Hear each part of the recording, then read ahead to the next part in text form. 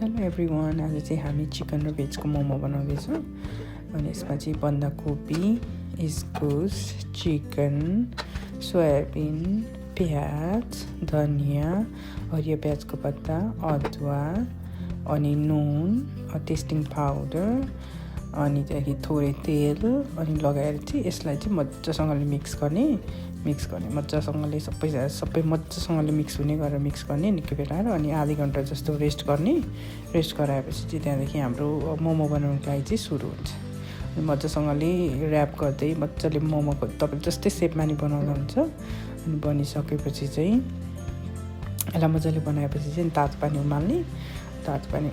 उम्लिसकेपछि चाहिँ त्यहाँदेखि माथिबाट लगाएर अनि पकाउने। मैले चाहिँ 25 मिनट्सको लागि पकाएको मजाले बोइल भएको पानीमा। अनि पकाएपछि चाहिँ हाम्रो रेडी भयो मोमो। अनि यता अचारको लागि चाहिँ अनि सेतो तिल मैले भुटेँ, मजाले रोस्ट गरेँ गोल्डन ब्राउनसम्म। त्यहाँदेखि यसमा चाहिँ भिडियो काटेछ अलिकति सुकेको खुर्सानी, डल्ले खुर्सानी, लसुन, हर्दी, पेप्रिका अनि त्यहाँदेखि टमाटर हालेर पकाउने। यसलाई मजासँगले पाकेपछि यस्तो भयो। अनि यति भएपछि चाहिँ यसलाई एकछिन सेलाउनु राखेर अनि यसलाई चाहिँ पेस्ट बनाउने। अनि मजाले फाइनली पेस्ट भएपछि चाहिँ यस्तो कलरको आएको छ। यस्तो मिठो भयो थियो। अनि मोमोसँग पाकेको मोमो निकालेर अनि यसलाई तातो मोमोसँग मजाले खाने।